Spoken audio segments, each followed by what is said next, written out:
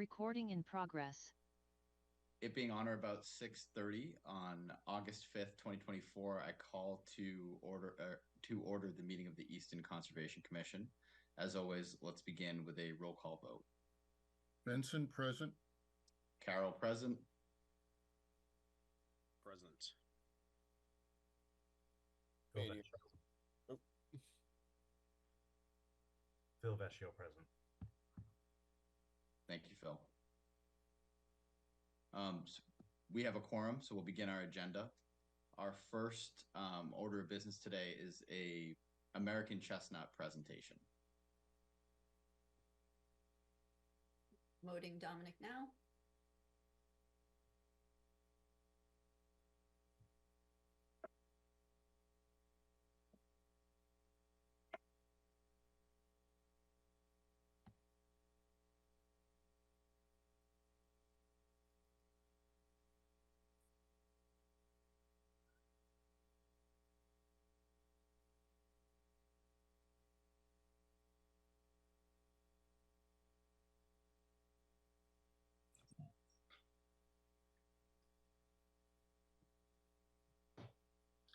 Hello.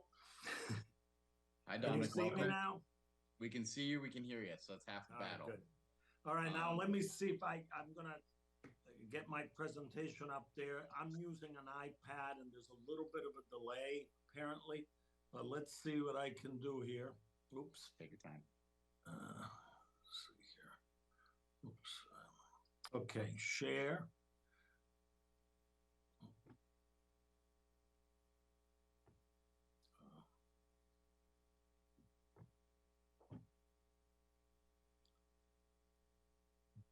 Just bear with me 1 second. I don't know why. Take your time. We're very used to Zoom troubleshooting. Yeah, I can't. Oh, here we go. Okay, share. All right, screen. Okay, start broadcast.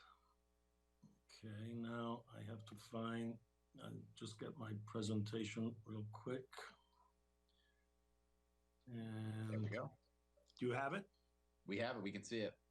All So, right. Dominic, just before you jump into the presentation, would you please just introduce yourself and the Yes, organization sorry you're about from that. for the record? So That's okay. my name is Dominic Cucce, C-U-C-E, and I'm with I'm a volunteer with the American Chestnut Foundation.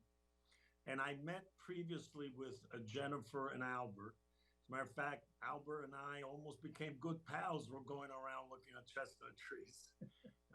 We went to the North Attleboro World War I Park where I showed Albert some trees that I planted there. And then we took a kind of a little chestnut tour through the Borderland State Park, where I showed him a Chinese chestnut, the biggest American chestnut I have found is at Borderland, and then a couple small ones and 5 that I planted there in one particular location. So having said that, I think I introduced myself well enough now, so we can get right into the story of the chestnut. Please. So, and again, there's going to be a little bit of a delay when I change screens. Did it change yet? Yep. So as you can see, these trees were, really majestic trees at one time. So the story of the American chestnut is a dystopian one. They went from majesty to, surviving in the understory now. And this happened, and I'll get to that in a little bit. But let me just change screen. Sorry. Oh, too far. Sorry about that. Bear with me.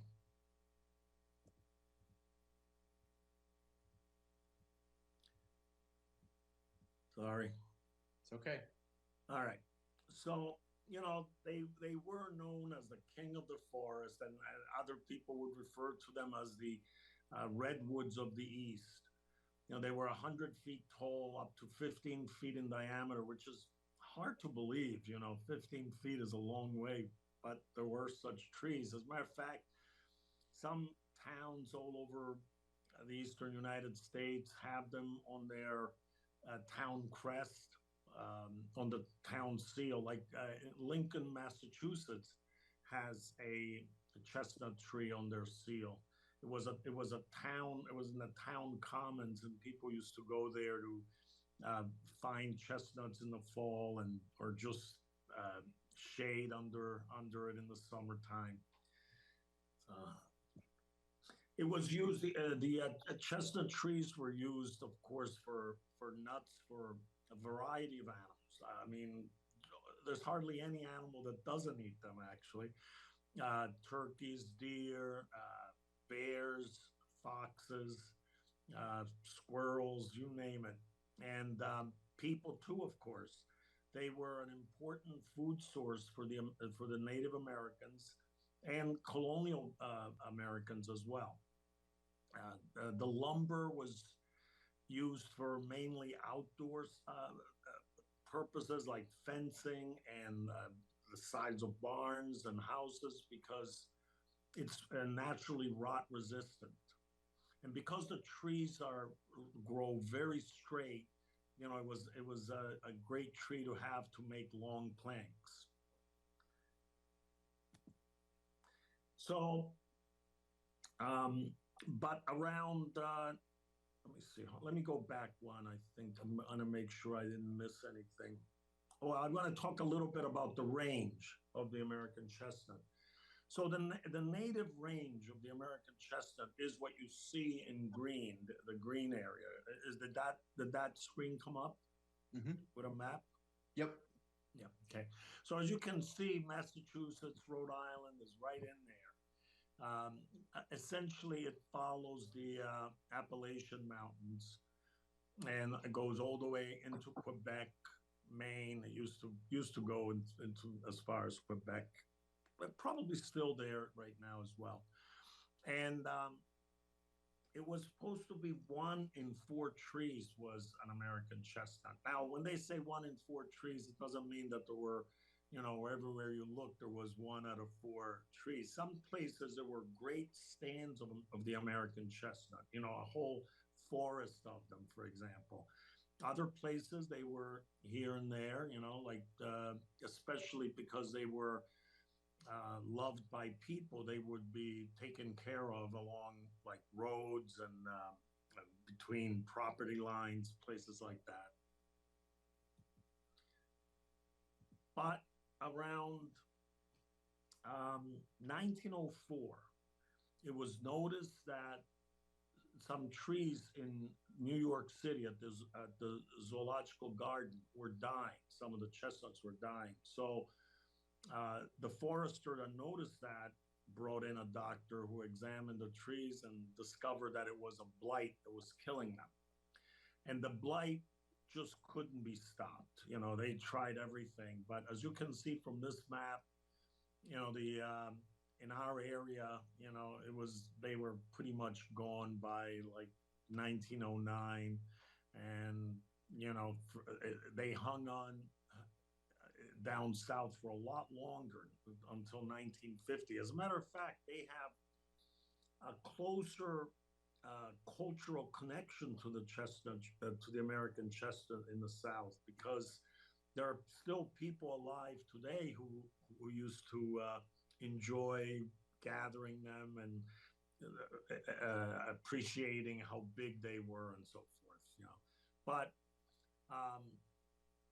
the government, did whatever they could, to stop this blight, but eventually they gave up. They just declared a tree as being functionally extinct. And what that means is that it's still alive, but it will eventually die out if something isn't done. And nothing could be done at the time that they declared it functionally extinct. So really, what was left to do was wait until they died. So that's why the American Chestnut Foundation came on board. There's still a lot of people that have, like myself, I have a cultural connection to them.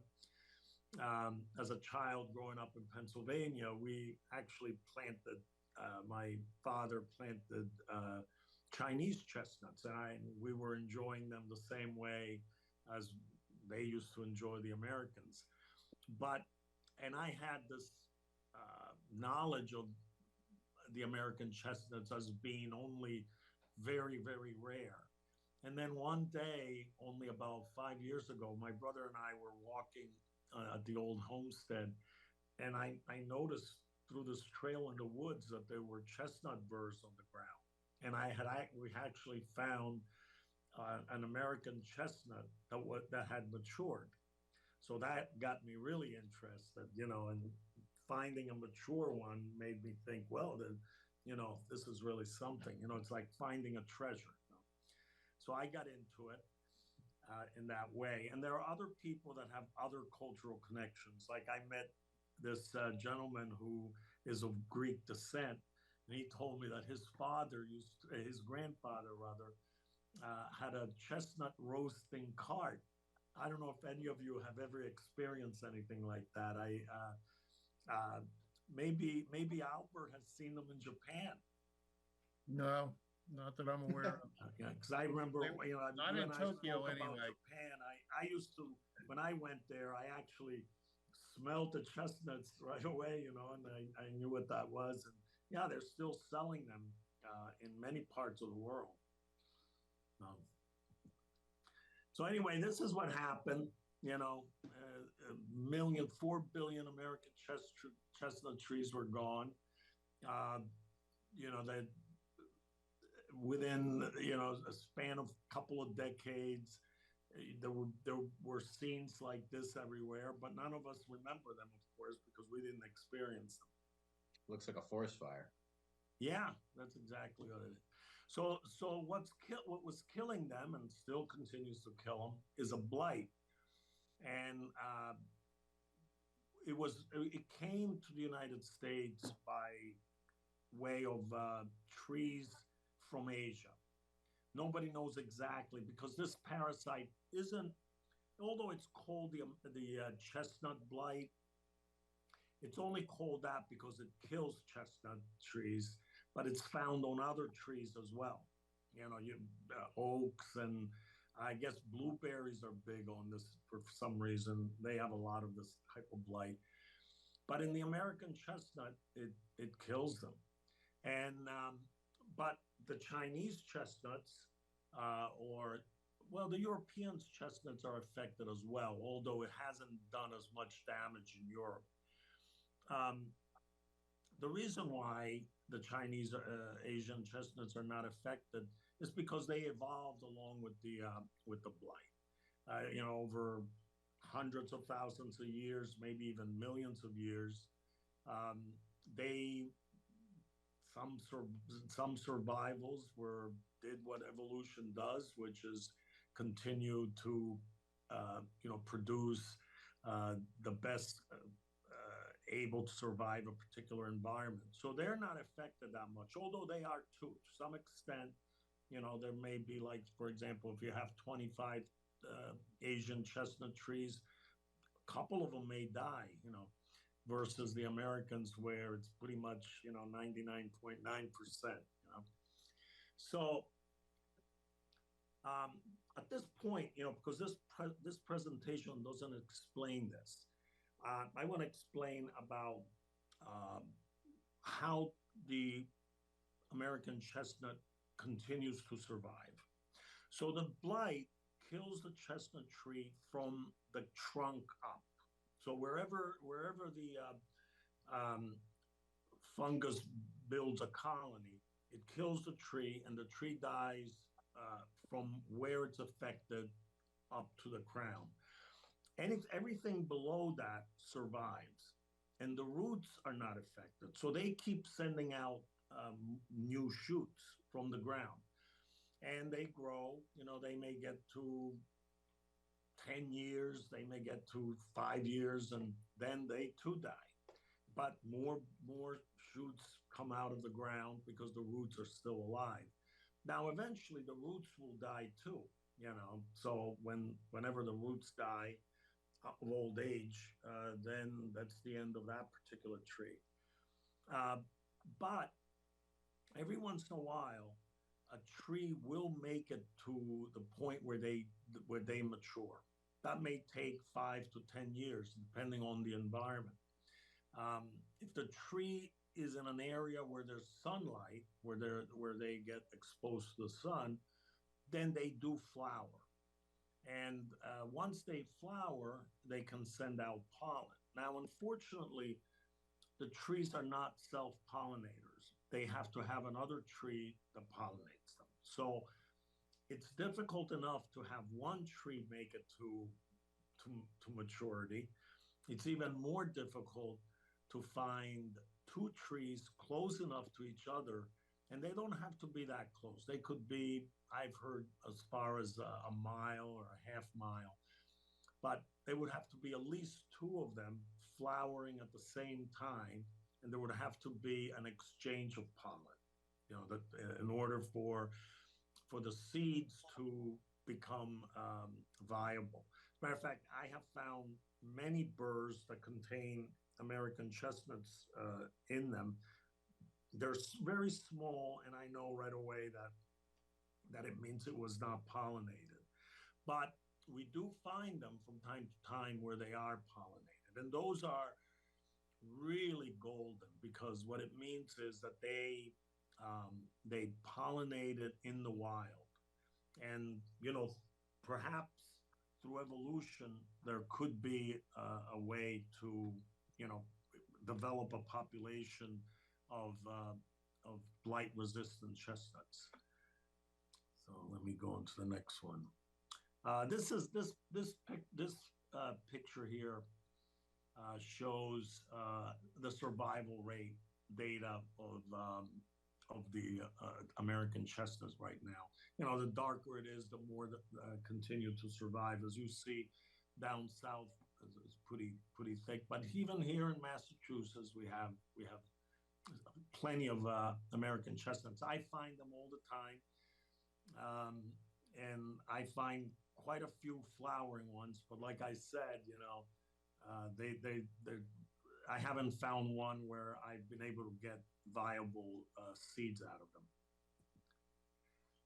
So this slide shows the flowering chestnut. So they send out these flowers called cattails. Catkins. Sorry, those are the male flowers of the chestnut tree.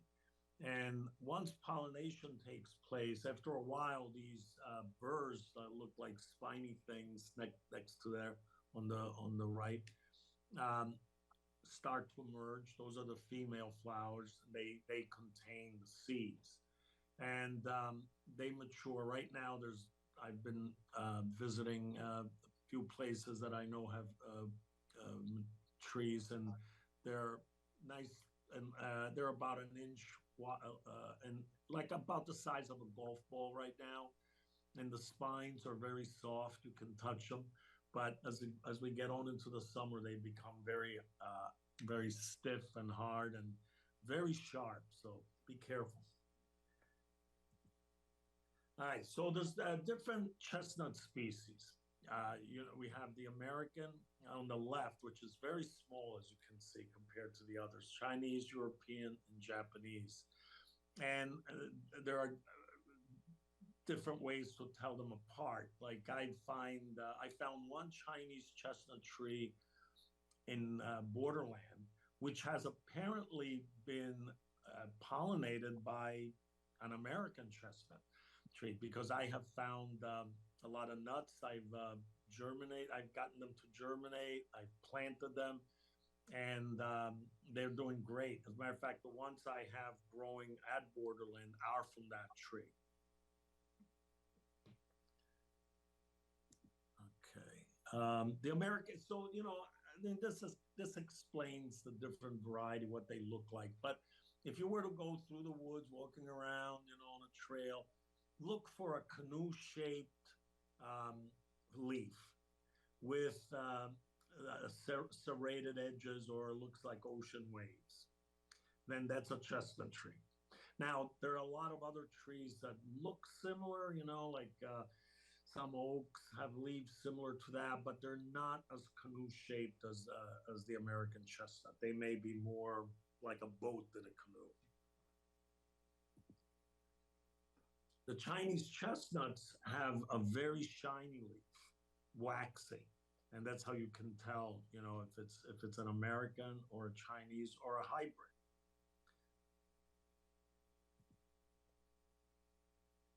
So, as I explained, the mission of the American Chestnut Foundation is to bring back the American chestnuts to its native range.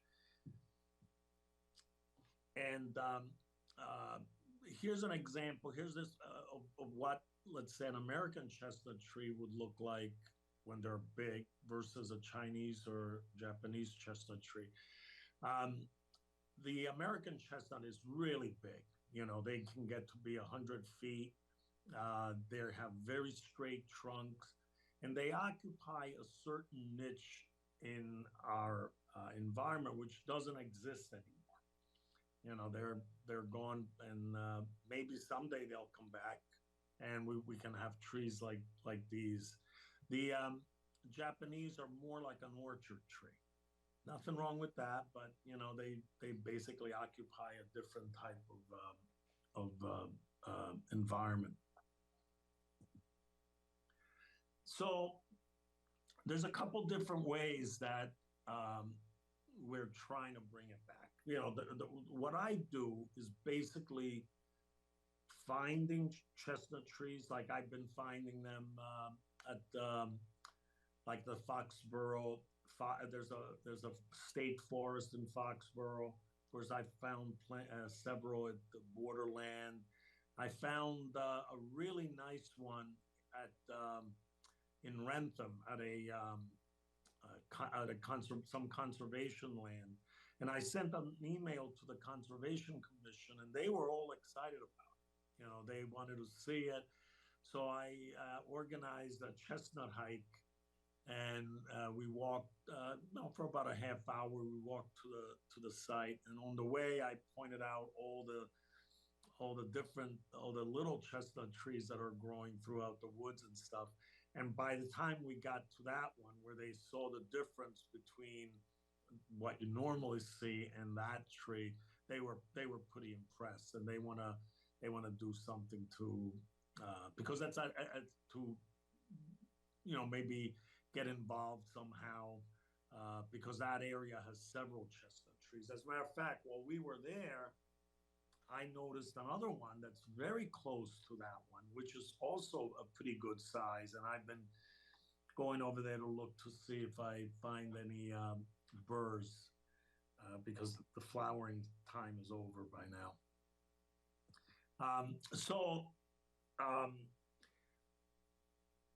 As I said, what I do is I look for them, I plant them, I stratify them. You need to keep them in the refrigerator, all winter long before they will germinate, or keep them outside. But outside, the squirrels get them, or chipmunks,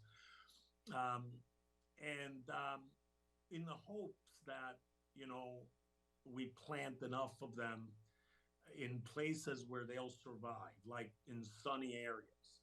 Like if they're planted in the woods, they won't get very far. It takes a long time to break through the canopy in order to flower. They won't flower unless there's direct sunlight. So, for example, the ones I planted at Borderland or anywhere else I planted them,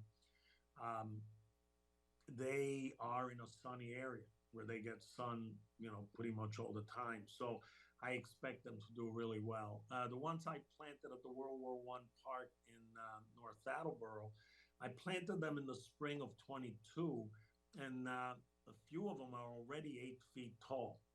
Albert, those are the ones that I showed you when we met there. Yep. They've grown since you and I were there. Last time I went there, they were way over my head. So they're getting there. So that's what I do. It's kind of like citizen science, basically, just trying to keep them alive, and maybe someday evolution will do what evolution does, and come up with a way to fight the blight, which we already know what it is. There's a gene that fights it. That's why the chestnuts, the Asian chestnuts survive and the Americans don't, because the Chinese chestnuts have that gene.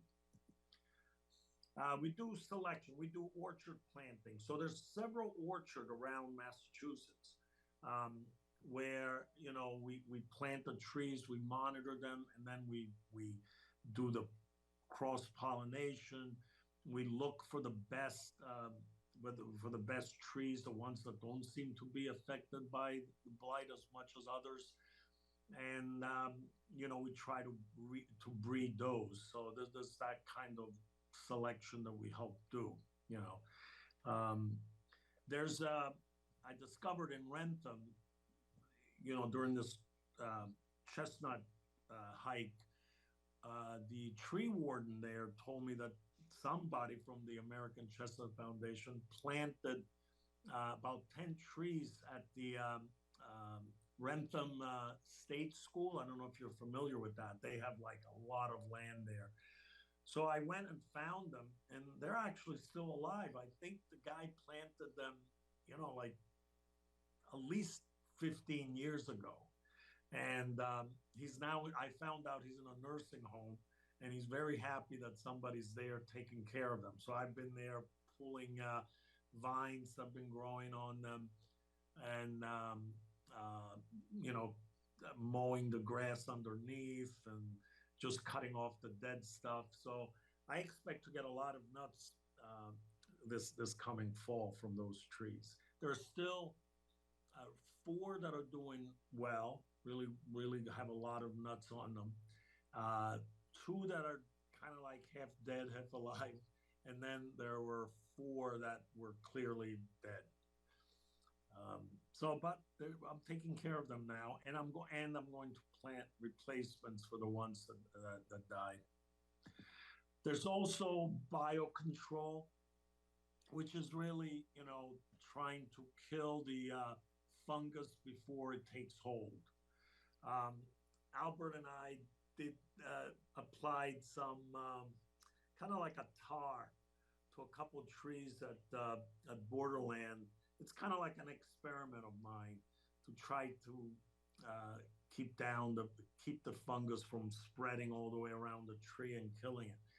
But it's hard to do, because the fungus can affect a tree anywhere. It can be up a place where I can't reach, But if I can keep them alive a couple more years and get them to maturity, then it's worth it, because by doing that, we have a new line of diversity on the tree. In other words, if we can get natural seeds from 2 trees in the wild, that improves the genetic material that we have.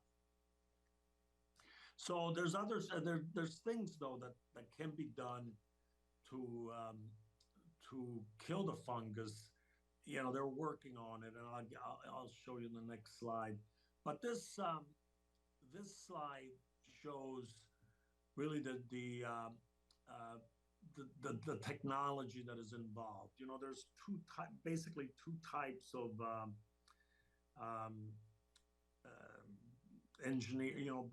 genetic engineering that you can do. One is like where you inject a gene into a cell, and then you take that cell and you grow it, and then you wait and see what happens. But the other way is called CRISPR. I think you might have heard of it, where you take the gene, you find where the gene belongs, and you actually take the gene and insert it in that particular place. So that's a much more precise way of getting the gene where it belongs. So again, there's some work being done with that.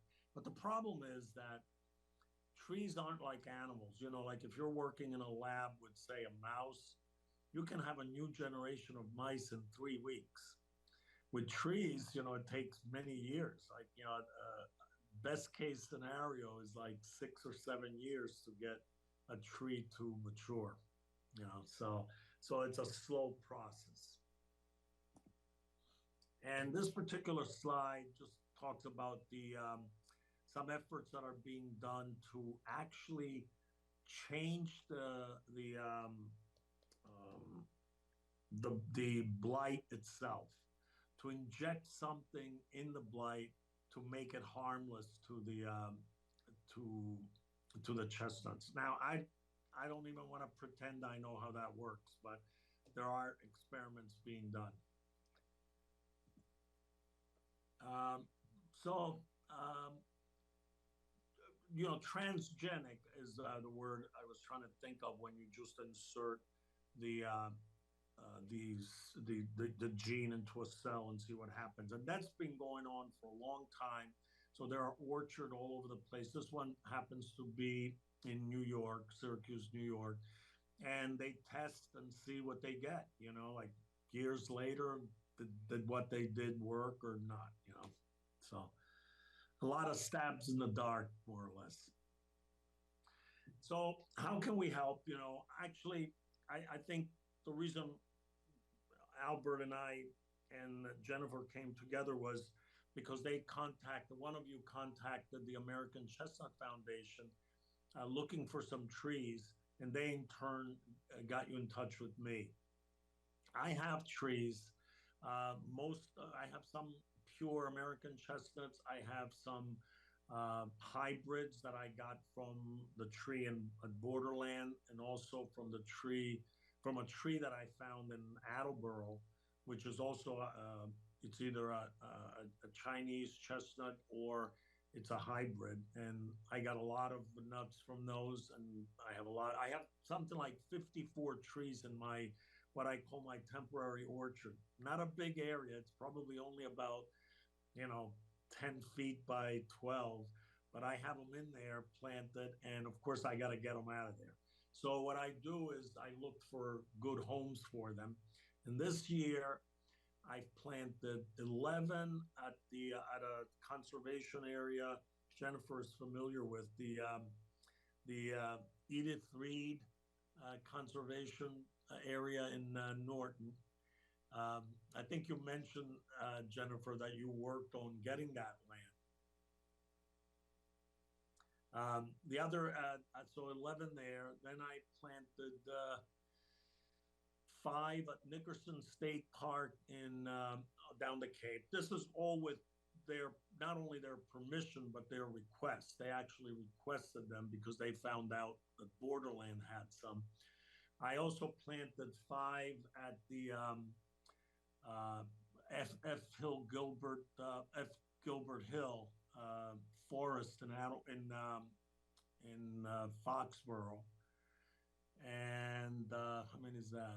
Yeah, and of course I always plant some in the family land in Pennsylvania. I must have like about 25 going there right now. So that's it. So that's what I do. And so I think Albert wanted to, find out about buying chestnuts, trees, planting them. And of course, after I explained all the things about them, then, what decision should be made, if you still want to go that route. My recommendation would be, if you still want to do that, is to plant a mixture of Americans and hybrids. And then they, if they're in a good area, are we still on? We're Yep, here. you're on. So Am I okay? Can you guys still see my presentation? we can hear you, we can see you, but we can't see your presentation. Okay, it was over anyway. Yeah. But it's just that I got this thing saying screen live broadcast doing a stop due to you have stopped screen sharing. I didn't do anything. But anyway, let me get out of it. Yeah. Dumper, Thank can you very I ask a couple yeah. of questions? Yes, that was And- going to be the next slide. Any questions? I will be very brief here. I think one of the, I don't even know if it's a challenge, but one of the obstacles that we've encountered here is just trying to figure out exactly how to source seedlings, seeds. I know for obvious reasons, stock is limited, right? You can't go to a nursery and get 100 American chestnut trees. I've seen some various sources online that purport to have American chestnuts. have you vetted any of these places? Would it be possible to send us a link of reputable sources where we might be Yeah. able to Well, start well, this? here's the actually, we can get you a lot of chestnut seeds. You know, Okay. we recently there's a sportsman's club in Somerset. As a matter of fact, well, it's not in Somerset, but it's called the Somerset Sportsman Club. It's a hunting club, and we provided a bunch of trees for them, real small. You know, they're not like, you can't get like 3-year-old trees or 5-year-old trees. You can get seedlings or seeds, and I have a lot of sources. So if you want some, we can get you some. It's Let's just that figure you that out. can't really buy them. We'll give them to you, you know. Yeah. So, Thank you very much, Dominic. Just as a note, to support this effort, I donated $1,000 to the commission this year to start this process. And there's a multitude of reasons I was interested, but I think it's going to be a potentially heat-resistant plant that could provide a major food source down the road to not only right. animals but humans in this area. So it's got a lot of good reasons to try to get it going, and use a mix of American and the hybrid and or Chinese, Japanese chestnuts. Right. So Yeah. well, I may not be in the best position to do the planting, etc. Jennifer and Mike have graciously volunteered to do the planting, and I'm more than happy to provide the fencing and the ground support, for the chestnut trees, and to keep them from getting overridden by, Right. vegetation. So with that, I think Dominic's given us a good presentation, and Agreed. it's hopefully it's just the start of what could be an interesting effort to try Yeah. to develop a major food source and Right. So populate this area. let me say this, something I want to tell you so that you can think about it. I mean, the time to plant them is either in the spring or in the fall. The fall is a better time, I found, because the roots will sit there, get established, and then when spring comes, they're ready, to suck up the water and all that. Planting them in the spring is great, but it has to be someplace that has water access, because otherwise they will dry out, they will die. Like the ones I planted at Norton, I've been going there every few days, especially when it's real hot, and I water them. But they're like right there where I can actually drive to. They're not someplace where what I do is I just bring water from home, and I put in like a half gallon for each plant, something like that. A couple of them have died, because the root system isn't good enough in the spring, when you plant them in the spring. But the rest are doing fine, and I'm going to replace them in the fall. The ones that died, I'll replace in the fall. So that's one criteria would be easy access, so that they can be watered for the first year, for when they're first planted. After that, the roots grow very deep, and they're fine. And then the other important thing is that they should be in a sunny area, like on the edge of a woods or something like that. Like As a matter of fact, stadium. the best kind of environment is actually someplace where they can get some shade during the day, but not necessary. Sunny is better than shady, is what I'm saying. Thank you so much. Mike is the expert on property in Easton, and I'm sure that he'll help us identify some sites that can be planted and wooded and be a good representative. On behalf of the commission, Dominic, we'd like to thank you very much for your presentation, and Thank you. hopefully we can stay in touch. Maybe you and Mike can get together and look at some sites that Mike can identify for us all, and see where they go from there. But That would be great. I'd be And looking- just one last thing, if any of you would someday want to do what Albert and I did, go meet at Borderland State Park, and I'll give you a little tour of what's there. And, again, you get to see what they look like and that sort of thing. I'd be happy to do it. The biggest tree I have found is at Borderland, and it's still alive and it's doing good. So I was just there today, as a matter of fact. So thank you very much. thank you. Thank I you. appreciate it. We Nice seeing you appreciate again, it. Albert. And we look forward to working with you in the future. Thank you, Thank Albert. you, Dominic. Take care. Thank you, Dominic. Thanks, Dom. Bye-bye. So I'll call our next order of business, which is Denise Higgins. Hold on, I'm trying to. Good to talk about water quality at some of our ponds. So I don't think she could be here tonight, but she was going to have some of her abutters, her neighbors, be here, and I'm not seeing them in the weight room either. So Okay. I guess if If- you are here, raise your hand, please. But I don't recognize the names aren't here that I was expecting. Thank you, Jennifer. Yeah. So I'll give this a minute before we move on, but just to reiterate, if you're here to discuss water quality at our ponds, please raise your hand on the Zoom platform. We'll promote you to participant and we can have a conversation.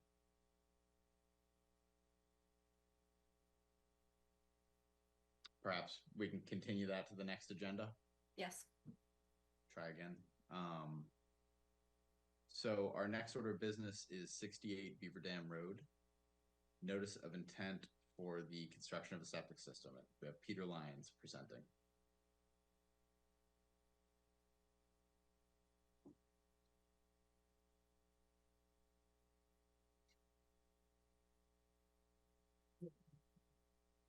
Hey guys, can you hear me?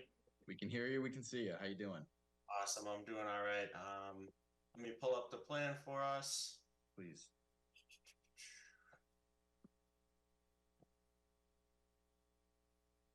Screen share. All right, can you guys see this? We can. To be redundant, would you mind zooming in? Yep, sure. Alrighty, ready when you guys are. Let me jump into it. Please do. Awesome. For the record, Peter Lyons with Collins Civil Engineering Group. We're representing the homeowners here. This is a failed septic system. It's a existing 4-bedroom residence. Definitely a tough site. To the left and right, we have wetlands. On the left side, we have flags A1 through A14. The right side, we have A1 through A10. The eastern line is associated with a mean high water line. It's a drainage ditch, but protectable under the town bylaws. So the 100-foot inner riparian zone is the farther of the blue lines, basically cutting through the proposed work. There's one little spot on this site outside the 50, and it's right in the middle of the house. So we can't really do anything else. We're trying to balance it between the 2 wetlands and the existing pool. Let's see, we have pretty poor soils out here, so it's just a large leaching field. It is going to be elevated. Looks like about 2 feet above existing grade. We are proposing some concrete retaining walls to help us contain that slope a little bit. Those are proposed, looks like the 2x2 by like 4-foot concrete precast blocks. That's going to be right outside of our liner and the overdig for the system. This is going to be a pump system, so it's proposing a 1,500 gallon 2-compartment septic tank installed in series to a 1,000 gallon pump chamber. Additionally, we've proposed erosion control around basically this whole project, including the septic work itself and the site access, which is going to be through the driveway. We have proposed soil stockpiling areas in the driveway, really no other place to do it. Most material, I would imagine, is going to be removed and then brought back to the site as required. A couple other little things, we're proposing conservation posts. Looks like a total of 6 of them along the existing tree line. And one out back in the wooded area, it looks like. What else? Proposed 12-inch silt sock, as mentioned, that's our dashed red line. What else? That's about it. Any questions from the commission? So, Peter, has work started on this? I don't believe so. Aside from the test pits, I don't think anything's going on to my knowledge. Jen, am I mixing this up? Wasn't this a failed system with an emergency certification? After the site inspection, I gave an emergency certification, but I did not get a call that said they had started the work. We did that. Okay.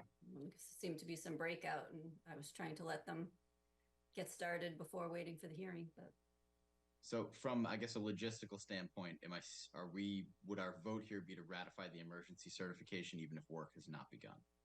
I assume the answer is yes. you could still do that. Yeah, it won't really matter because they didn't actually start, and I'm Okay. about to issue the permit anyway. Yeah.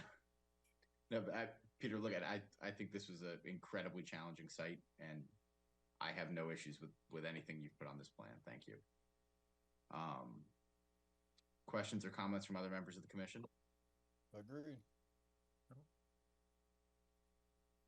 Nope. Any public comment here for 68 Beaver Dam Road?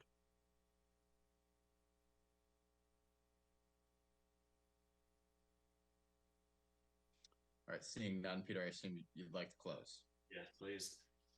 Motion to close the public hearing for 68 Beaver Dam Road. Benson second. Carol motion, Benson second, roll call vote. Benson, I. Carol, I. Crosman, I. Spady, aye. Vecchio, aye.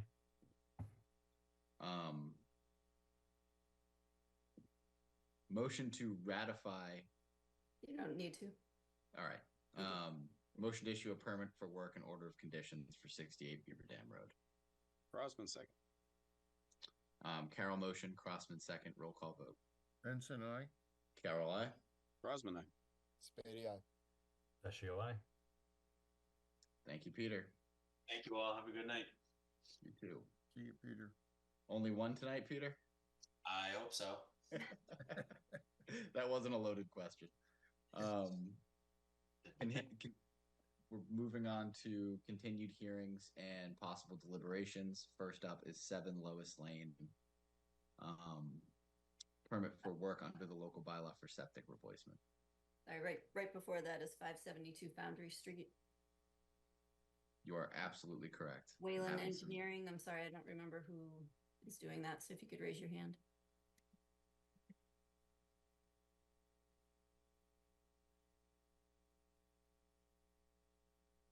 So we're calling 572 Foundry Street.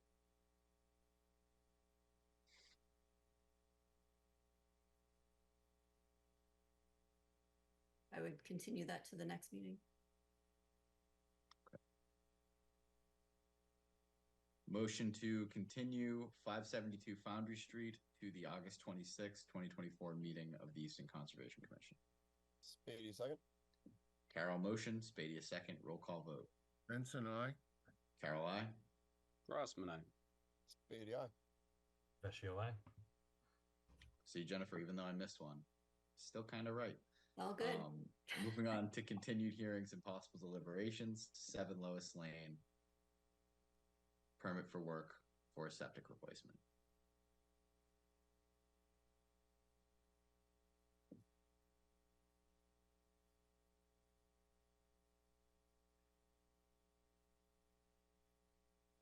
Well, I blanked out there for a little bit. It's okay.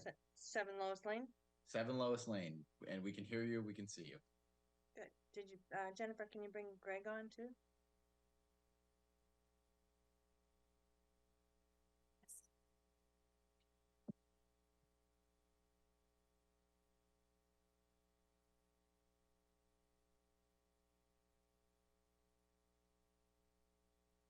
Hello, good evening. Hello. Hey, Greg, how are you? Good, how you doing? You ready for me? We're ready when you are. Okay. So since the last meeting, we had a couple site walks and worked through a couple items on the plan. And if I could share the screen, I'll show you the changes that we made. Please. I spoke too soon. I'm not sharing my screen. Oh, there it is.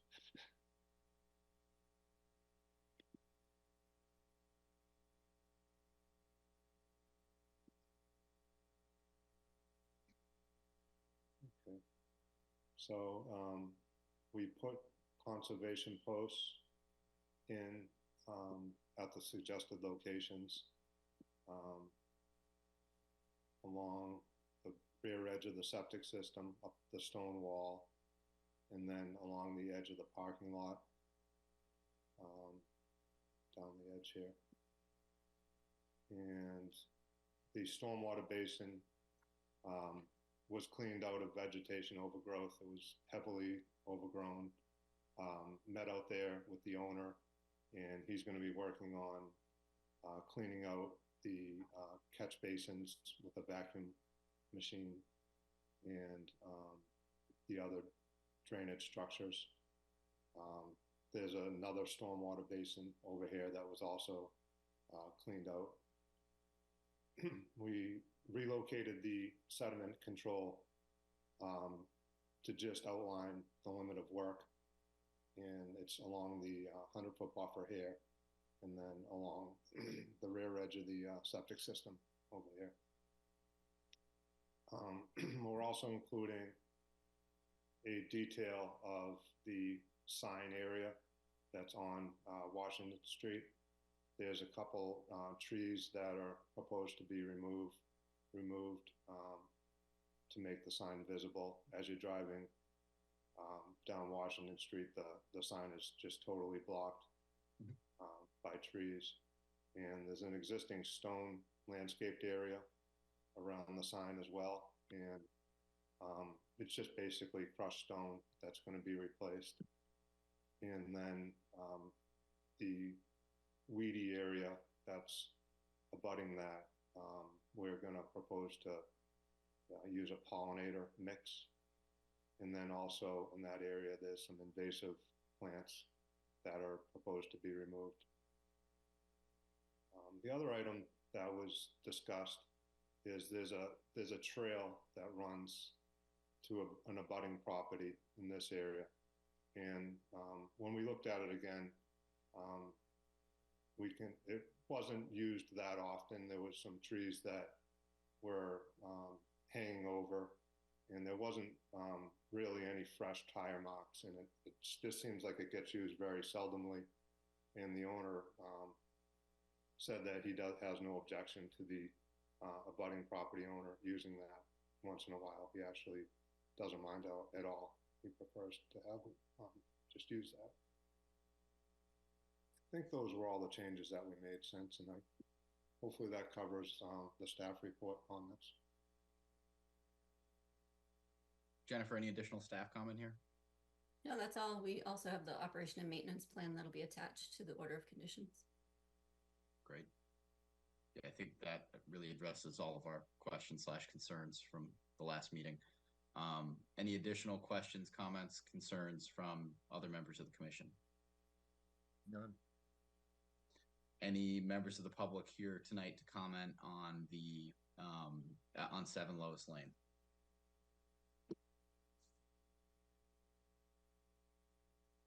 Seeing none, I assume you'd like to close? Yes. Motion to close the public hearing on 7 Lois Lane.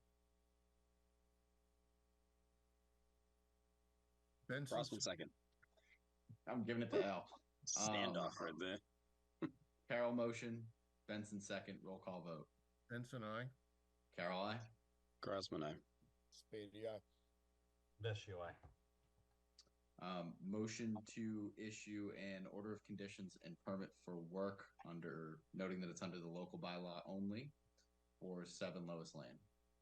Crossman second. Carol motion, Crossman second, roll call vote. Benson, aye. Carol, aye. Grossman, aye. Spady, aye. Vecchio, aye. Okay, thank you. Thank you. Thank you. Have a good Thank evening. you. Take care. Up next is 120 Mill Street. Notice of intent for a septic replacement.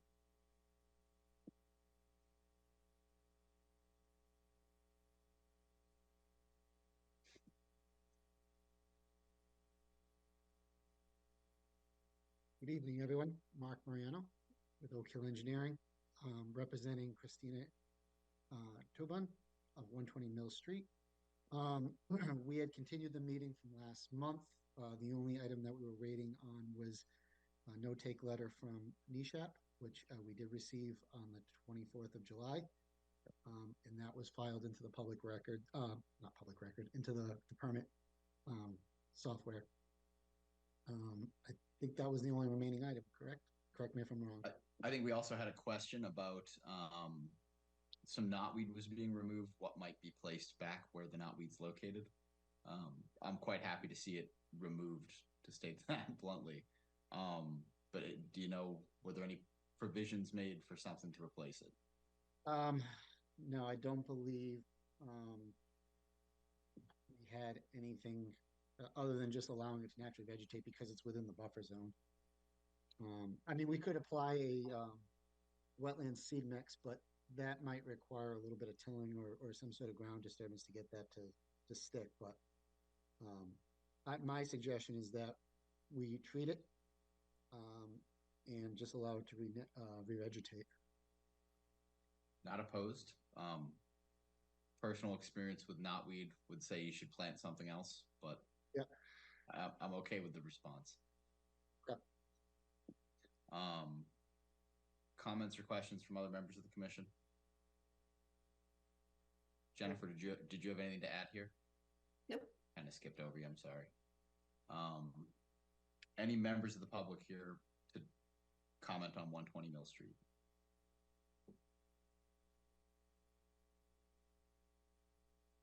All right. Mark, I assume you'd like to close. I'd like to close the public hearing. Absolutely. Motion to close the public hearing for 120 Mill Street. Benson, second. Carol motion, Benson second. Roll call vote. Benson, aye. Carol, aye. Grossman, aye. Spady, aye.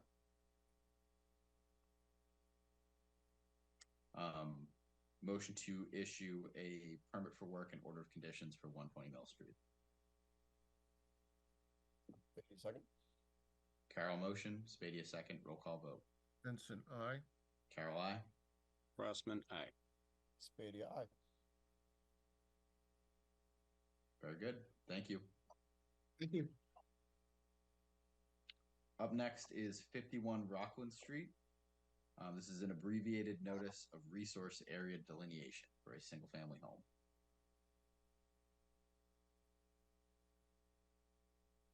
Hi, good evening. I'm Lauren Gluck from Park Corporation, here representing the ANRAD for 51 Rockland Street. When we met last, there were a few outstanding questions and comments that had yet to be resolved. We've since submitted a response to a more final response to comments letter, a revised plan, and then just this afternoon we submitted a memo with some updated ILSF calculations. I'm going to share my screen. And Lauren, just so you know, I did get a chance to review your email very briefly this afternoon. Okay, great. I can just go over the contents briefly for everyone that may not have seen it. So the plan, the most recent plan we've submitted has today's date on it. We had submitted a version of it last week, but since then the ILSF calculations have been updated, finding the area indeed to be an ILSF, at least this lower portion of the isolated wetland at the south part of the property. So the version submitted today does indicate that yes, there is ILSF within this isolated wetland complex, and it's kind of hard to see with the coloring of the plan, but right here we noted isolated land subject to flooding below 189 contour.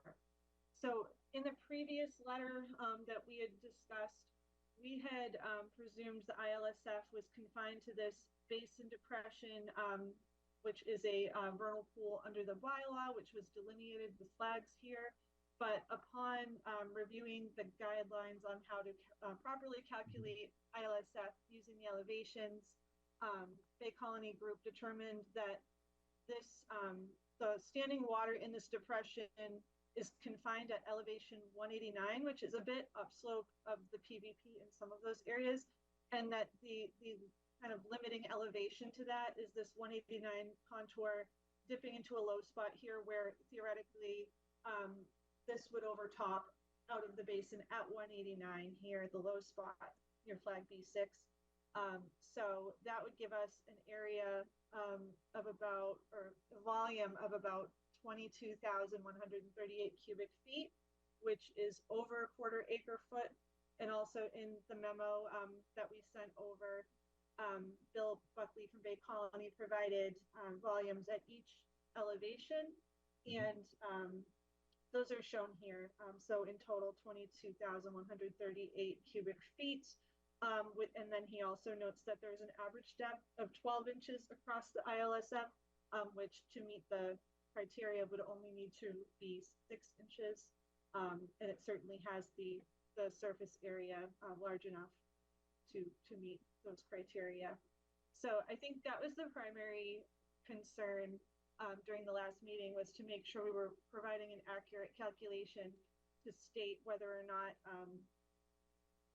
this, I think it's the B series area, is jurisdictional under the WPA. So we've determined that yes, there is a portion which corresponds to this elevation 189, which would be ILSF. The rest of it is still jurisdictional under the bylaw, which protects any wetland area regardless of size or connectivity. And indeed, this area here also being a potential vernal pool with vernal pool characteristics certifiable under the Natural Heritage Guidelines would be protected as a vernal pool under the bylaw. The other adjustments we made to the plans was Bay Colony updated the vernal pool resource area boundaries and buffers to correspond appropriately to the town's guidelines where we have lawn. This is the single family home and that's bordered by lawn. So where we do have existing lawn, we stopped the resource area there. But then in other locations where we don't have lawn, we would have the resource area ending at 100 feet off of that, and then a buffer zone 100 off of that. So it does end up being kind of a strange shape because our property is this linear parcel here. So the buffer actually looks kind of like this when you look at the buffer to this one and then the one up here. That's another clarification, is that last time we had shown both 51 and 55 Rockland Street as outlined here. So there was some confusion about what's the locus parcel. Are we including number 55? We did do delineations on both parcels that are shown here. But to clarify, we are only requesting verification of those on 51 Rockland Street, which on the updated plan has been outlined in black.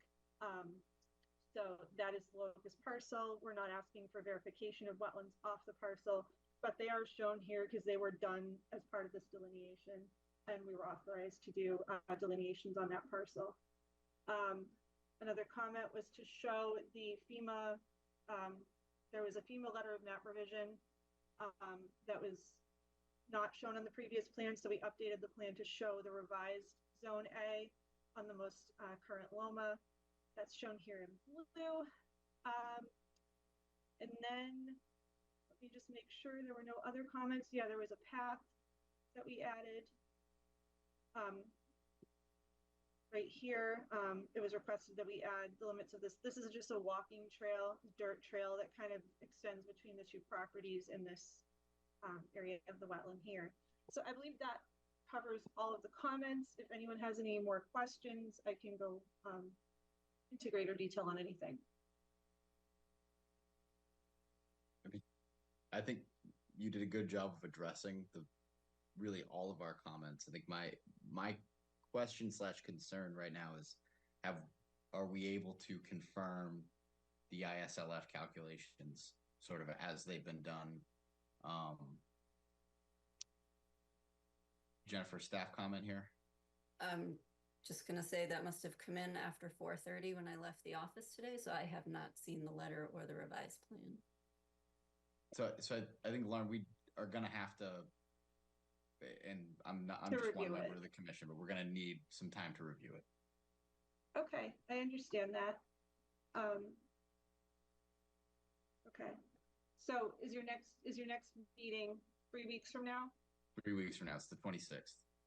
Okay, so prior to closing the hearing, you would want to review this. You wouldn't be able to close pending. The next meeting would be more than 21 days after.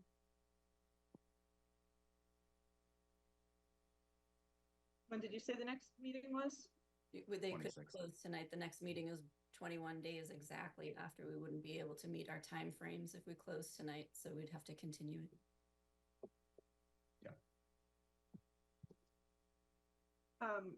Okay. So before I make a motion, any additional comments regarding 51 Rockland Street, members of the commission? Any public comment for 51 Rockland Street? All right, seeing none, I make a motion to continue the abbreviated notice of resource area delineation of 51 Rockland Street to the August 26th meeting of the Easton Conservation Commission. Crossman second. Carol motion, Crossman second, roll call vote. Benson, I. Carol, I. Crossman, aye. Spady, aye. Vecchio, aye. Thank you, Lauren. Thank Thank you. you. Have a good night. You too. You too. Up next is 718 Washington Street, notice of intent application for the construction of a commercial building.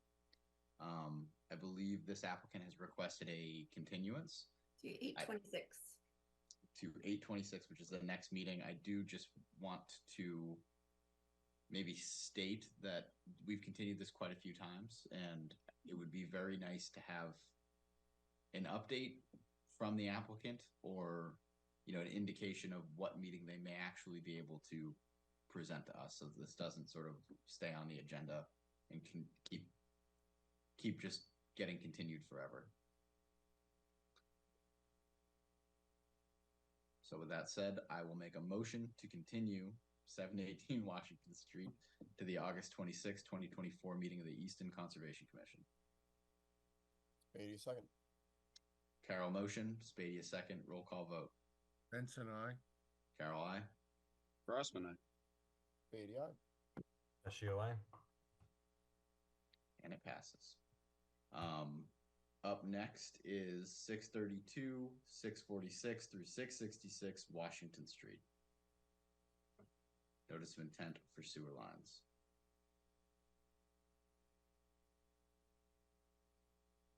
Scott, how are you? We have you on mute, unfortunately. I think I can prompt you. How about now? We got you. We can hear you. We can see you. All right. I'm going to try to share my screen. Please.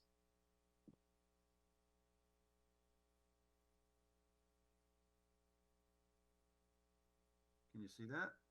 We can see it. Wow, what a miracle. Okay. 9,000 tonight. Yeah. So this is a project for a sewer extension plan. And basically it involves 4 properties. The first property is the new VW dealership, which is 666 Washington Street. That's at the bottom of that screen that you can see there. That's user number 3, owned by Matthew Realty. The second parcel is the Dean Oil fuel facility, gas station, if you will, across the street, which you can see on the upper right. Then the third parcel is the plaza, which is 646 and 650 Washington Street. And I'm going to change the plans here. That's the northern house half, I believe. And then the fourth property is also known as, I call it 5 County Lane, but it's not, the technical address is Washington Street. I'm not sure why I don't have that one listed down here, but I think it's 632. So with this project, we're proposing to extend the sewer line through those 4 properties. There are going to be 4 existing septic systems that be removed, and obviously they'll be replaced with this sewer extension. We did go through, we have profiles I can show you if you're interested, but basically some of the sewer lines are gravity fed, and there's a good portion of them that are force mains. And then in particular of interest, as we head towards County Lane, we do hit Queesit Brook. That particular bridge, it's relatively new in the scheme of things. When that was reconstructed, they put brackets on there, and there's a water line that's basically hung from that bridge. When they did those brackets, they were smart enough to leave room for other utilities to be, hung on those brackets. In this case, happens to be a 1.5 inch force main. So there's plenty of room on those brackets to hang on those, on that bridge there. And then, of course, we're in buffer zones, and we're also in riverfront areas here. There are going to be straw wattles proposed for sediment and erosion control.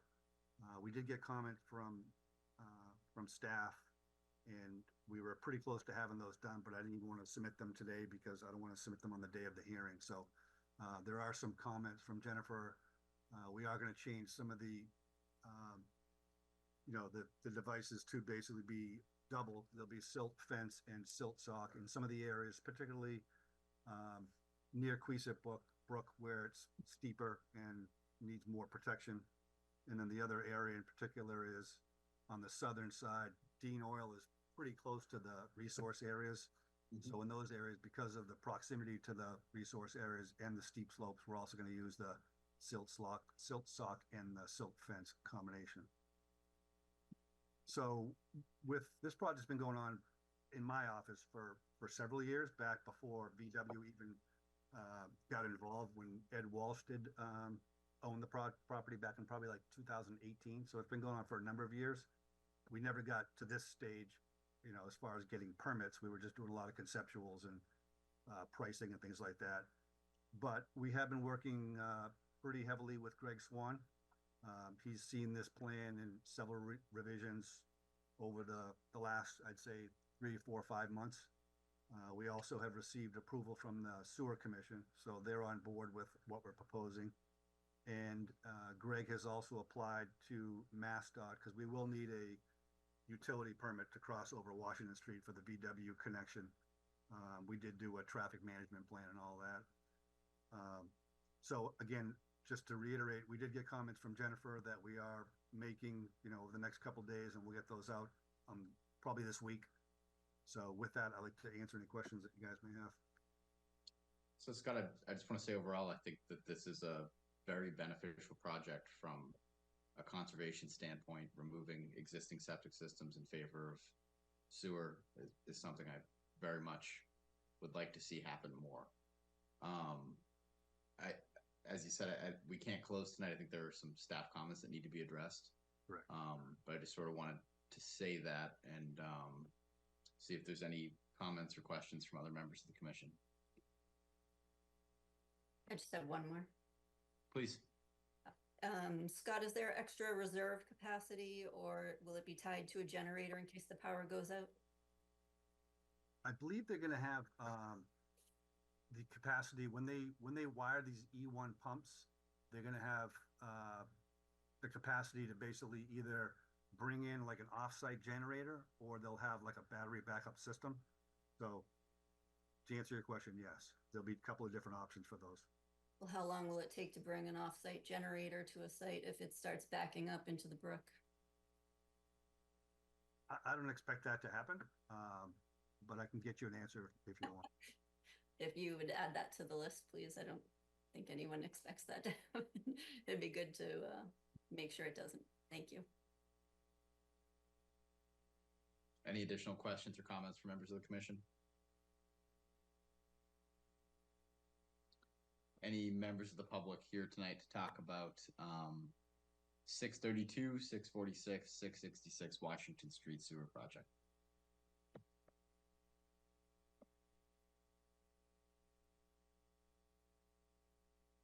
Seeing none, Scott, I'm not making the motion yet, but I'm gonna continue this to our next meeting, which is August 26th. Does that date work for you? Absolutely, yes. Okay. So now I'll make the motion. Motion to move 632, 646, 666 Washington Street notice of intent for the installation of sewer lines to the August 26th, 2024 meeting of the Easton Conservation Commission. Spady, second. Carol motion, Spady second, roll call vote. Benson, I. Carol, I. Crossman, I. Spady, aye. Vecchio, aye. Thank you. Thank you very much. Up next is 560 Foundry Street. We have one change for that, Ben. What do we have? They submitted new information, so they're requesting the continuance to be 8/26, not 9/9, as it showed on your agenda. Very good. I'll just make the motion. Request motion to continue 560 Foundry Street to the August 26th meeting of the Easton Conservation Commission. Benson, second. Carol motion, Benson second, roll call vote. Benson, I. Carol, I. Vecchio, aye. Very good.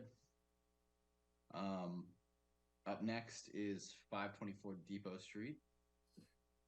They've requested a continuance to 8/26. We just received new information this afternoon. Fair enough. Motion to continue 526 Depot Street to the August 26th meeting of the Easton Conservation Commission. Vecchio, second. First one. Carol. Good job. I think Al stole you one before that. He did. Carol motion, Vecchio second, roll call vote. Benson, I. Carol, I. Crossman, I. Spady, aye. Vecchio, aye.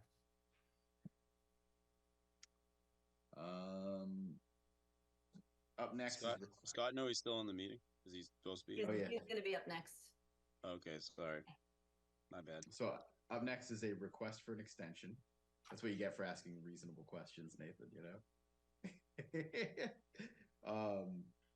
10 Gilberta Way, request for an extension of an order of conditions and permit for work. Scott, we're ready when you are. All right. I'm just going to give you a brief presentation for this one. So we obviously got an order of conditions. It's been around for a little bit and a permit for work. We did meet with Jennifer for a pre-con meeting. We had an extension, I believe that was for a year. And since that time, we've done a lot of work to kind of bring the site and the project up to a better level of effort, if you will. I can give you a list of things but basically, we've done a lot of work preparing the roadway, putting in a lot of the utilities, a lot of the storm drainage. It's not complete by any means, but compared to what it was a year ago, I feel like we've made significant progress. Agreed. Yeah, I agree. Considerable progress recently. So any comments, questions from other members of the commission? Any public comment here for 10 Gilberta Way?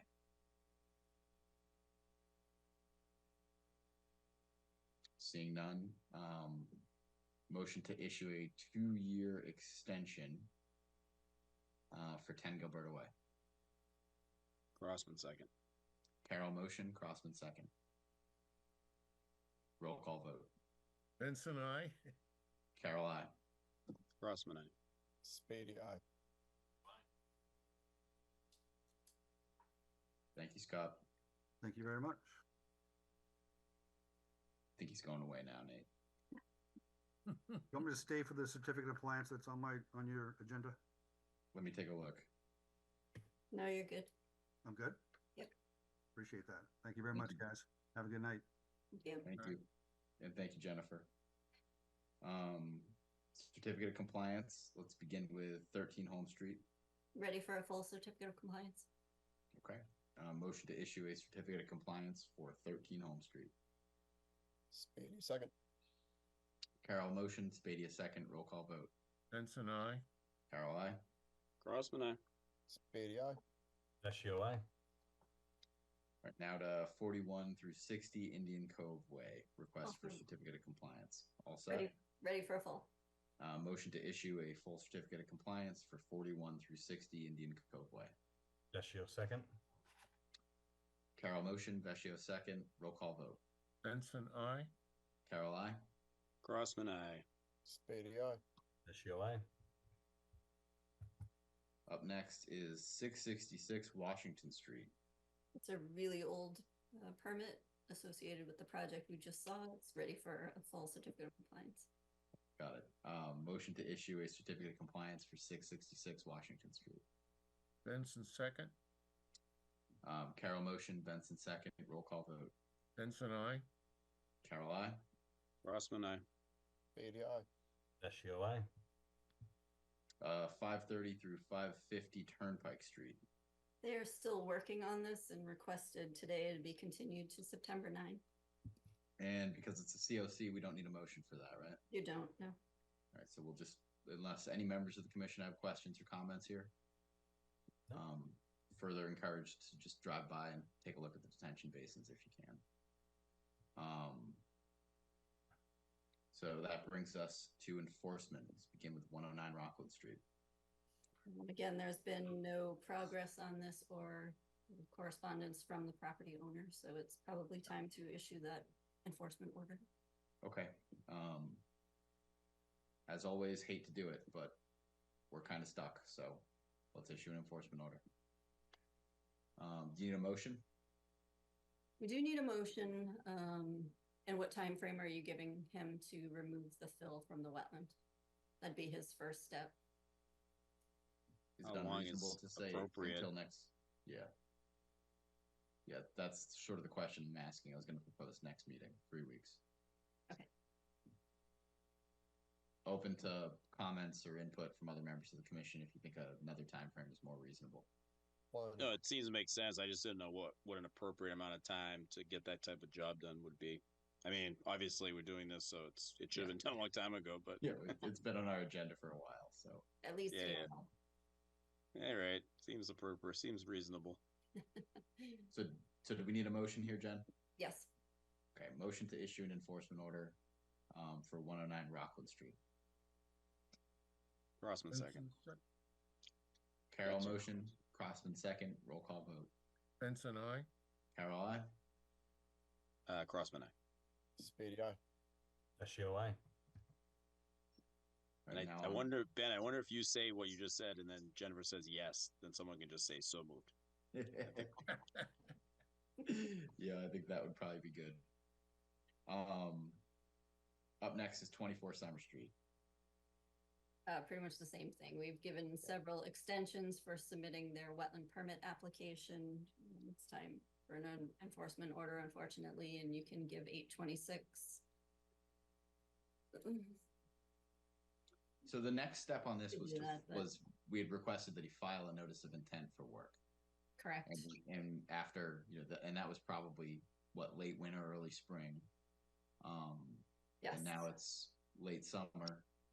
We have not received a notice of intent for work, with numerous follow-ups. So what Right. we're asking him to do between now and next meeting is to file a notice of intent.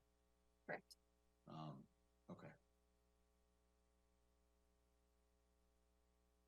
And I think again, open to board discussion here. Please jump in if anybody disagrees, but it's time to issue an enforcement order here. Agreed. Agreed. All right, so motion to issue an enforcement order for 24 Summer Street. Spady, second. Benson, Allie, a little slow tonight. Carol motion, Spady a second. Roll call vote. Benson, I. Carol, I. Crossman, I. Spady, aye. Vecchio, aye. So before we move on to board discussions, I'm gonna just request a 5-minute recess. Yes. I should probably do it correctly and make a motion. Motion to adjourn for a 5-minute recess, coming back at 8 p.m. Second. So Carol motion, Spady a second, roll call vote. Benson, I. Carol, I. Crossman, I. Spady, aye. Vecchio, aye. See you soon.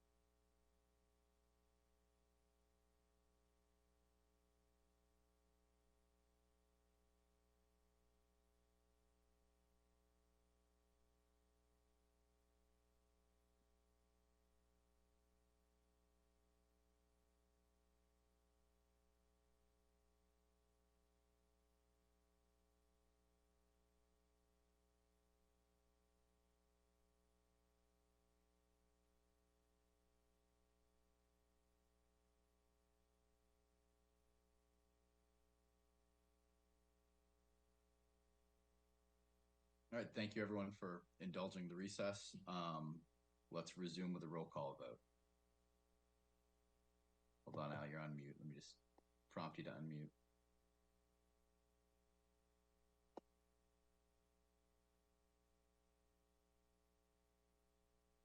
We can see you. We just can't hear you. So we'll Benson, I, Carol, I, Crossman, I. Spady, aye. Perfect.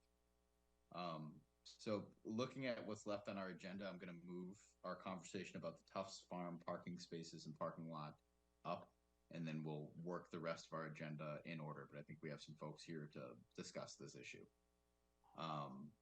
So Jennifer, would you be able to pull up the plan and just sort of walk us through the current update on the parking lot permitting process? It's a mouthful. Okay, you can see the plan? Yes. Okay.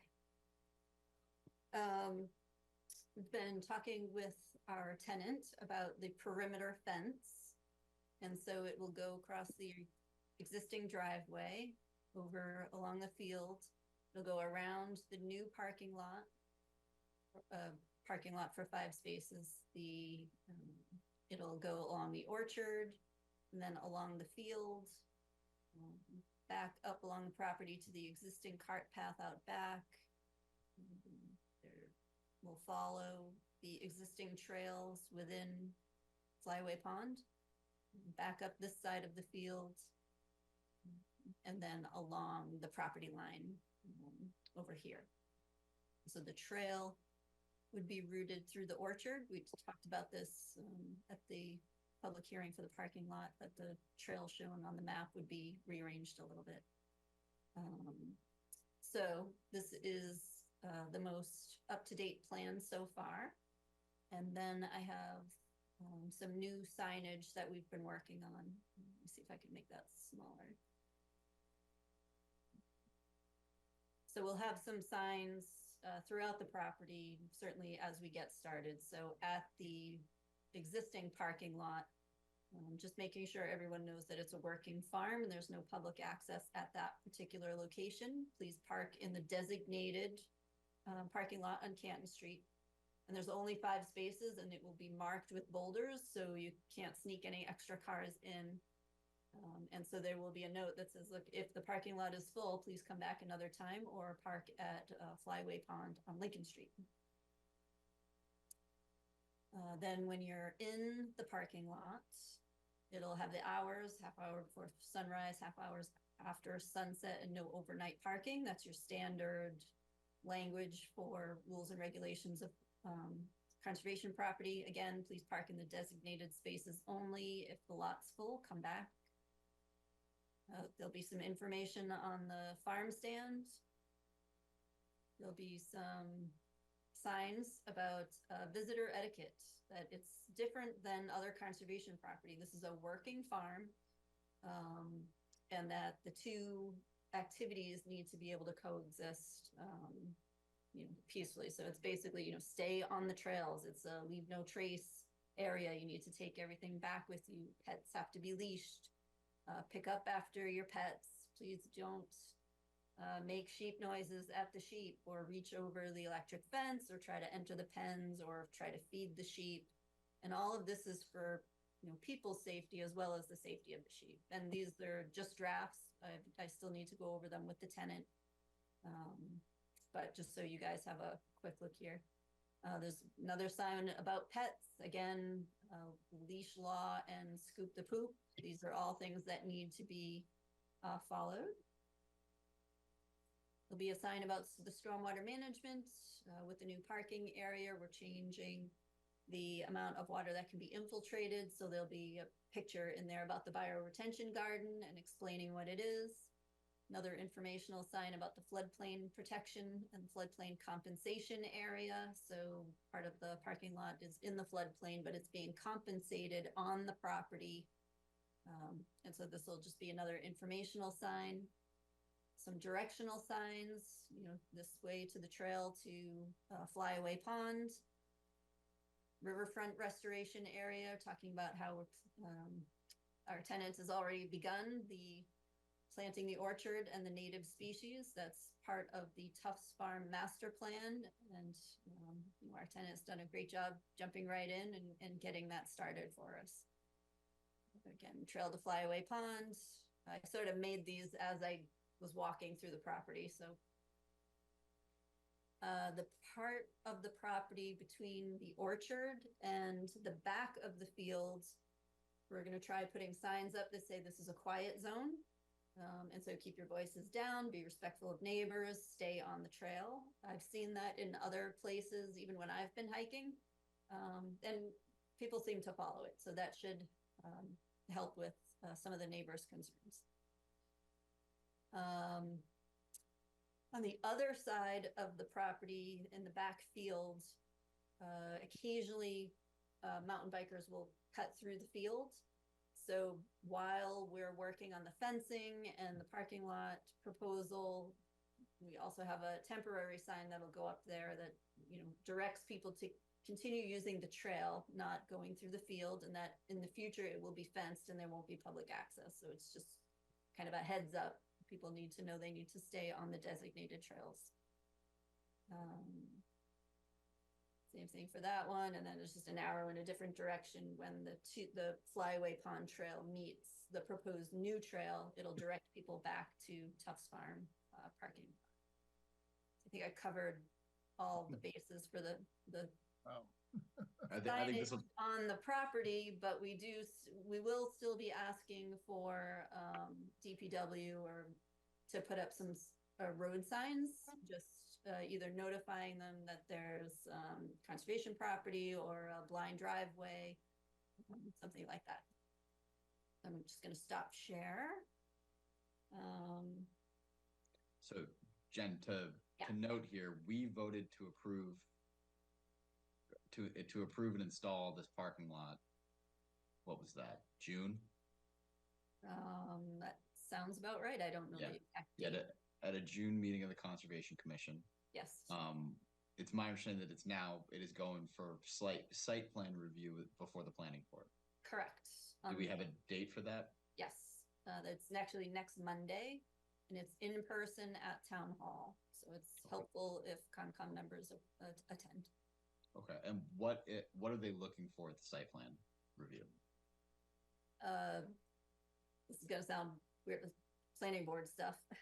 That's fair. I don't do planning boards, so they'll look at the zoning, but the zoning is municipal open space. They'll probably look at site distances and I don't know what other planning boards. The stormwater management that'll be included. But we have voted that this parking lot meets our standards and is something that we wanted to do with the conservation property at a meeting, I believe, in June. And it sounds like we've made some steps on everything except for, so what portions of this is going for site plan review? Is the fence as well? I believe it's just the parking lot. Just the parking lot That's itself. the proposal. Yeah, that's the only thing that needs it.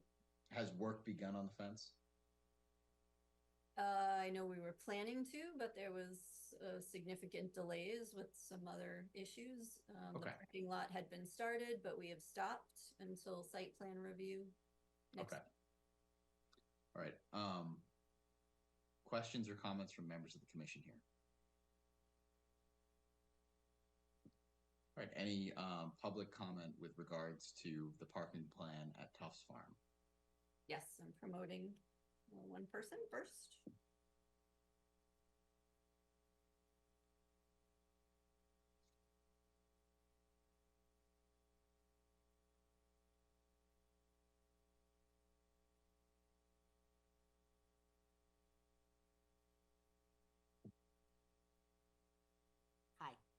We're on vacation. Congratulations! And, I'm jealous. Could you just before you get started, just state names and address for the record? Lisa and Mike Schellis. That's SCHOELLES and our address is 113 Canton Street, across the street from Tufts. And we are tenants of Patrick Kelly, who I don't know if he's going to make it or not. He's wasn't sure. We've heard his concerns, and it's mostly about the traffic and the pulling out around that corner. We've also talked to Andrew, the tenant at Tufts Farm, and we love the sheep. Just want to put it out there. They're awesome. And the farm is awesome, and the tenants are really great and very responsible. Can't wait for the permanent fencing. Love your plan. Okay. Love the signage. Our biggest concern, as well as with the traffic, is people do tend to park overnight just up the road at the lake, at Ames Stoughton. Pond in Stoughton. And they do tend to park overnight back at Shovelworks Farm, where Shovelworks Apartments, where we used to live. We really, really would like to make sure there's police going by to make sure no one's there after hours across the street. We know that it's just been it can get scary, especially with the sheep and everything. We want to make sure that everybody's safe. I think that's a and really good point. Yeah, and that's the biggest reason we'd like, besides slowing down traffic, is just to make sure nobody's like just hanging out back there. And the other thing is to be careful that we have huge snapping turtles that cross the road a couple times a year. So just want you guys to be aware of that when you're looking at your plans. But otherwise, love the little look up, love the signage, love all that. It's just really the occasional dirt bike come flying up the road and then zipping in, or someone parking, and also the driveway. Okay. Thank you. Thank you. I guess, Jen, maybe to potentially address that, I think the signing does talk about when, closing a half hour after sunset, but perhaps just maybe an additional sign, as though we don't have enough, stating, no overnight parking, police take notice, and we can maybe... And if you could just ask the police to do take notice, because we do see the cars just up the road, like one street. All hours of the night. All night. No, Yeah. That absolutely So is if they a problem. see a nice little secure, quiet parking spot, it's like, oh. Okay. Otherwise, great job. If I remember correctly from a project I did in Norton, the police they might have some specific language that they would want on the sign. So I'll follow up with them and ask them if Easton has that as well, and what language is that they would like. Yeah. Thank you very much, and we appreciate you hearing us out. Thanks. Yeah, thank you for your comment.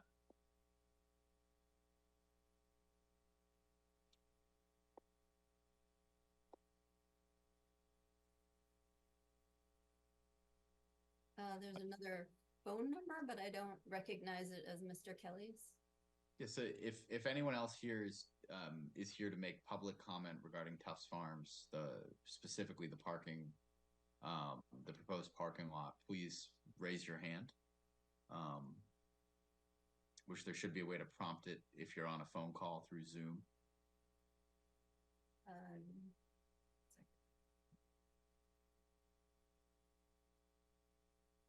Actually, I don't seem to have that. It only says rename or remove. So I'm not going to do either of those. Yeah. And I don't want to just call up phone numbers from the attendants. Okay. So I don't think there's no vote that's required of the commission tonight. I think the plan here was really just to bring to the full commission's attention what is going on back there, what the plans are moving forward, and the fact that there is a site plan review Monday at Town Hall. And it'd be great if members of the commission could attend. I am not 100% sure if I will personally be able to attend, so I would appreciate it if someone from the commission might be able to go. I will be. I'm going to try to move something so I can get there. Then I also just want to acknowledge what I see as really significant improvements in that site since Dan's become a tenant. I think the amount of trash that he's removed from that site and sort of bringing what truly was a defunct farm back to a working farm is something that this commission should be proud of our role in. And really, our role has been through Dan's hard work and labor, experience, and time. So thank you. And with that said, we will move back up to board discussions, and Al, you're up with a review of the minutes. I make a motion to accept the minutes for the July 15th meeting as amended. Carol second. Benson motion, Carol second, roll call vote. Benson, aye. Carol, aye. Crossman, aye. Spady, aye.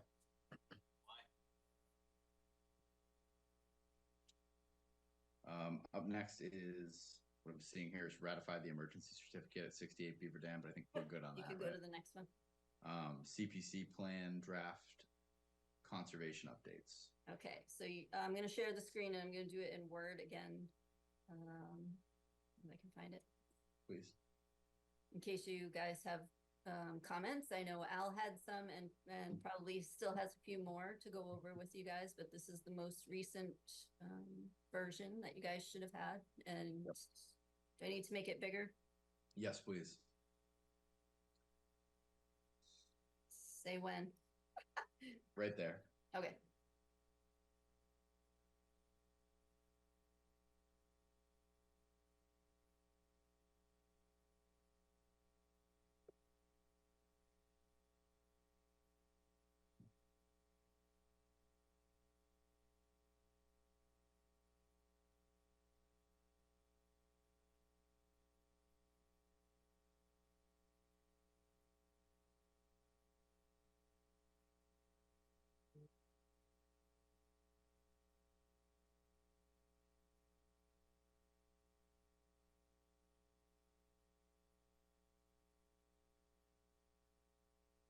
I really like the opening paragraph. Okay, move up. Please.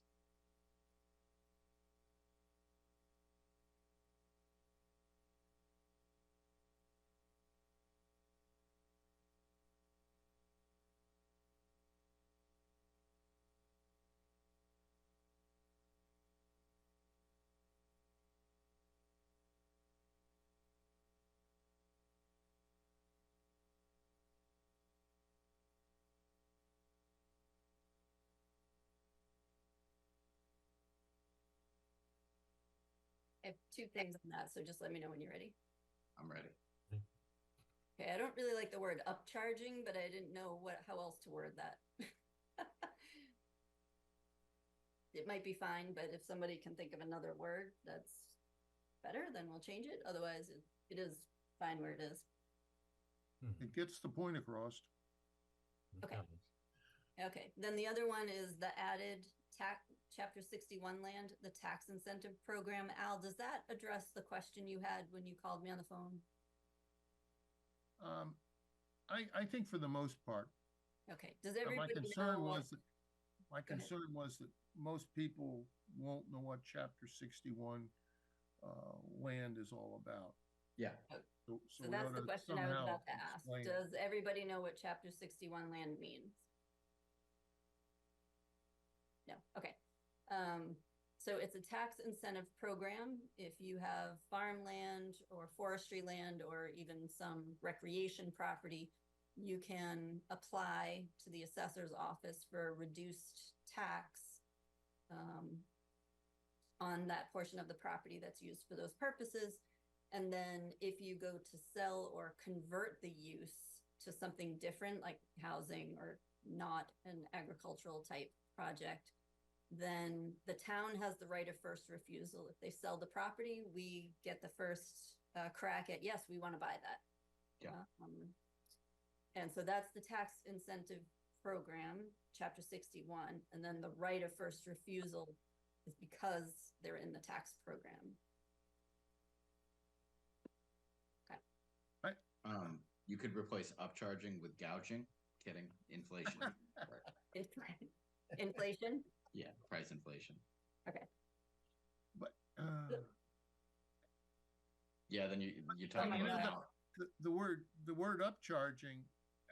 I think inflation is something you can't do anything about, but upcharging is something that's done intentionally.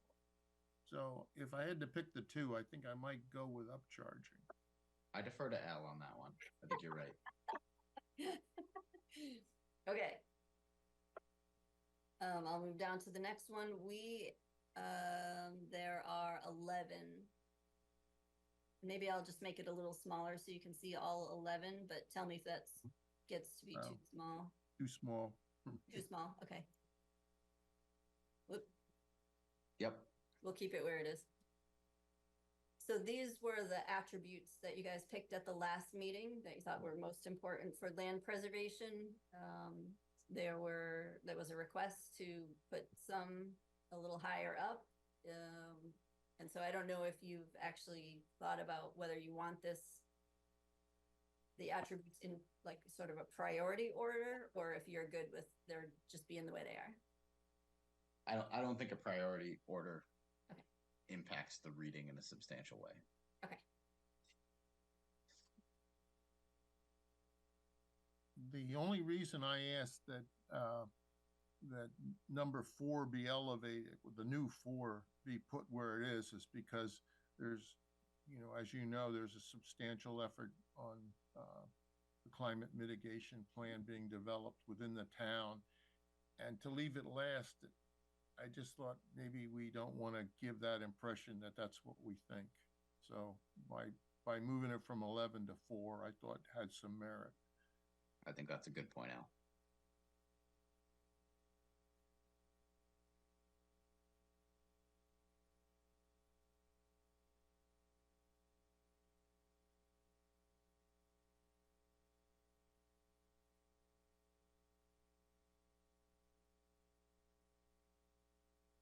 Do you think I need to write out area of critical environmental concern? I don't.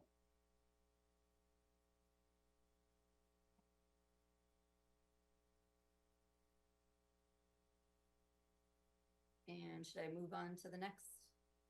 Yes. So those are the other Mhm. pieces.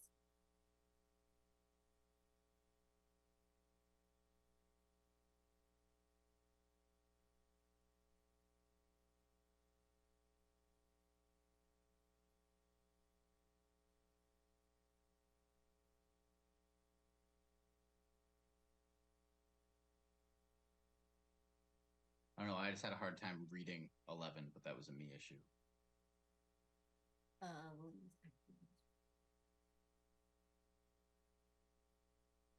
Those are actual mapping areas. It just took me a minute, and then the sentence worked.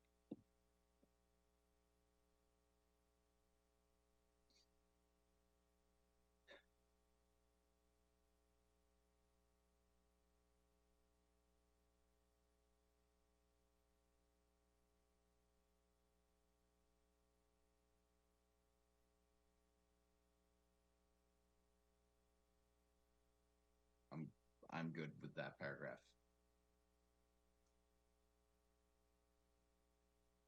This is the last one. Mhm.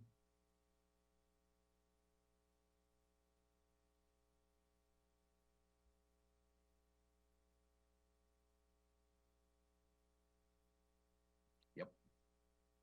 Okay. Do you need a closing paragraph, or you're good with this and we'll submit this to the CPC committee? Jennifer, do you want to show that graph that you or not the graph, but the table that you developed? Yep. So I did an example, which you should have.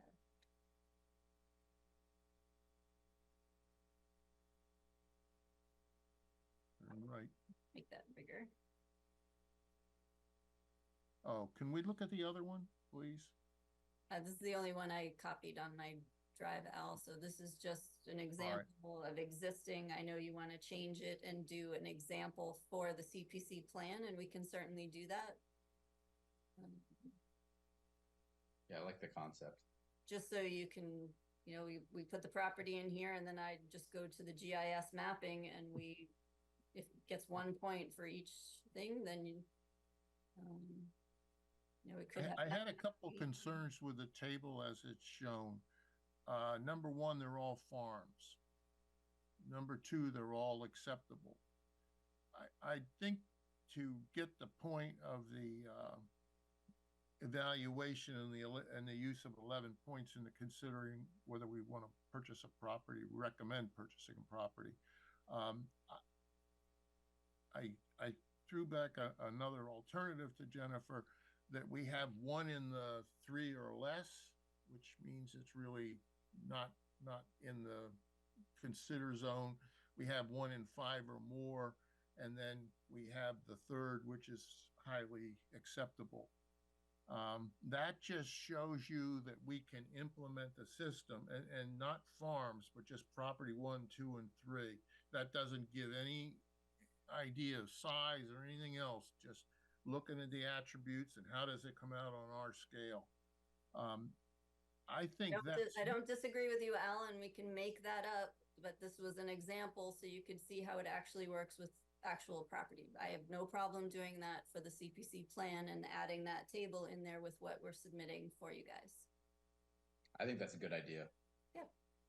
I like that a lot. I think visuals are always Which better. one do you want? Do you want the one as shown, or do you want let's say the generic as I tried to explain? I think as you sort of explained it out, makes sense to me to show our good, our bad, and how the sort of system works. Yeah, exactly. That's not that a property that doesn't score an 11 is bad, but you know what I mean.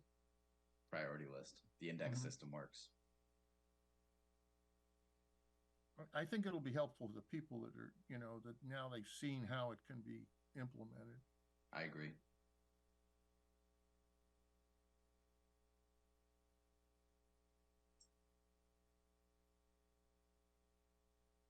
Okay, good. Is there anything else on the CPC plan? Do you want to see it one more time before I submit it, or you're good? I think I'm good. Thank you for organizing it. Yeah. And thank you, Al, for I all think your Jennifer input. did a great job on it. Thank you. Okay. I agree, Jennifer. I was just looking down at the agenda for the next item. So was I. Okay, so offer to purchase land 35 Howard Street. Yep. I'm going to show you that if I can remember. Here it is. 35 Howard Street. You can see the map, yeah? Yep. You want it a little bigger? Whoops, Please. wrong way. I can't go too big or you won't see the whole parcel. So this is Howard Street, number 35. The property, if you can see the mouse, right? Yeah. Okay, this is the whole property. So Jen, this one's been proposed to us before, right? No, those properties were in like the 60s or the 70s, but it was also on Howard Street. Yeah, I just seem to remember that Yeah. water source out front, and maybe it was just a similar one on Howard Street. It might be very close, but it's not the same one. Okay. So the yellow are existing abutting properties.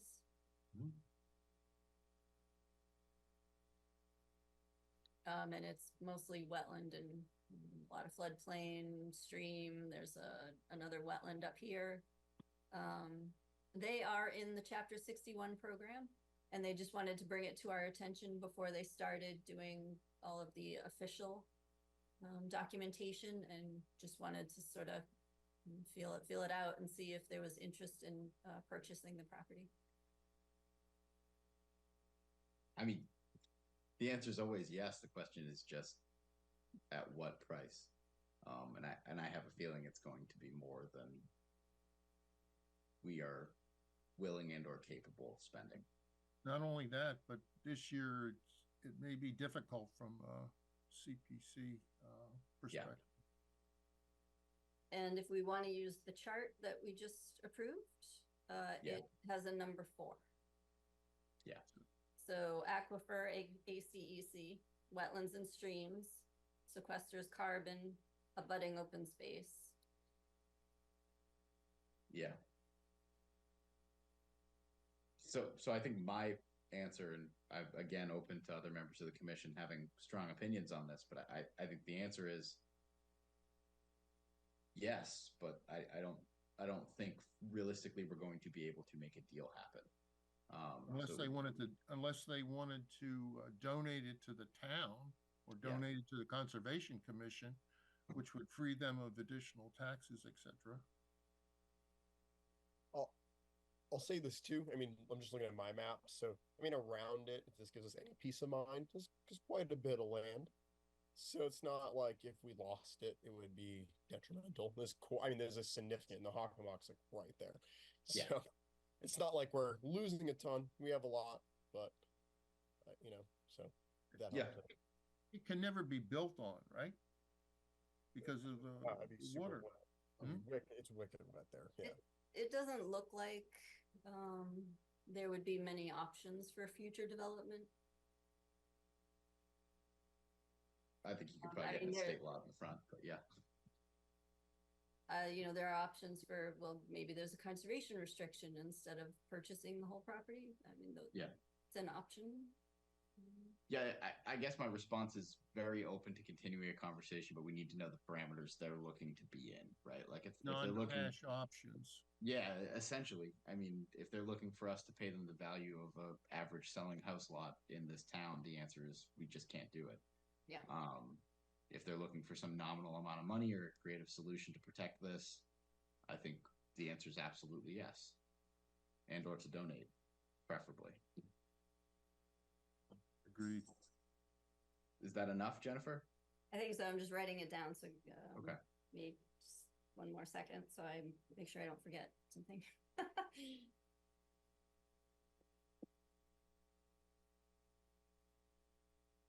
Jennifer could probably think of some other benefits to the landowner that could be provided by transfer of ownership. Well, I will say too, it's funny. I was just looking, so like the bottom half of that picture that Jen has up is the NRT land as well. So if you went straight, you'd have to cross Spring Stream to get to that property. So like the left is already trailed out. It's actually kind of like the best part of that land. Now thinking of it all where it was, it's actually, we kind of already have it, which is good. But that's pretty interesting. Yeah. Yeah, it's like abutting that power line. So yeah, it's a good. Yeah. Okay. All right. We good on 35, Howard? Yes. So on to conservation project list. Just notice about when we go to CPC again. So this Thursday, we're talking about Wheaton Farm Barn. So that's helpful again if Concom members can attend. It's virtual. And then on September 12th, we'll be talking about Tufts Farm, Keach land, and the pond evaluation. Since we had $5,000 and I didn't want to lose any time on the pond evaluation, I did sign a contract with the Water and Wetlands so they could look at new pond and old pond, and said, please just fit us in whenever if you can. He was aiming for July, August. And then he came back and said we had a cancellation, so they sent the scientists today. So we should have some good information.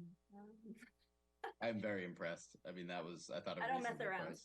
Yeah, no, that was great. So we should have some good information. I'm not sure if we'll have it before the September 12th meeting, but we'll be in a much better position to say, okay, we got the grant, we did $5,000 worth, we reviewed 2 of the ponds. This is what they recommend for a treatment for next fiscal year 26. And if you want to pursue the other 2 ponds as well, then you'd just be looking for the $5,000. But we should be in a better place where we can ask CPC for an actual dollar amount, which is what they need. So I just let them go ahead. It would be better if we could keep it in funds that we manage on our own, as a perspective of the CPC. For the evaluation for the other 2 ponds? Well, for that I hope that the cure is not very expensive. So I know we have some administrative funds left. It would be wonderful if we could somehow fit that activity into those funds. and And leave the this is what the- CPC up. This is what the residents were coming to talk with us about tonight. Yeah. So hopefully they'll attend the next meeting. Yeah. Okay.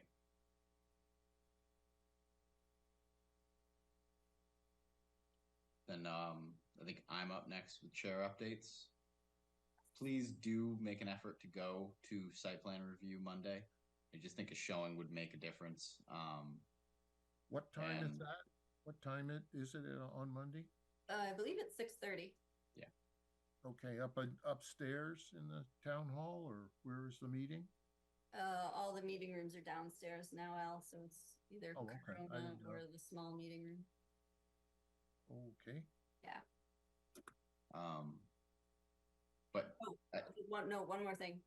yeah, Your site walk of 524 Depot Street. thank you. Okay, so as many of us who can do that ought to do that, given the scale of the project there. Groups of two, coordinate and give the applicant a heads up through Jennifer if possible. Jen, I will email you. Yeah, fair enough. I'd like to, I mean, can I walk it with you, Jen? Yes. All right, I just would like to kind of get an idea for what I'm actually looking at while we do it. Yep. Okay, it's something that I need to get done between now and next meeting, Yes. which is more challenging than it ought to be, but I'll get it And done. it looks like, a couple days of rain. Thursday looks like the best day. So I don't know if people are available during the day or if you are looking for more of an evening.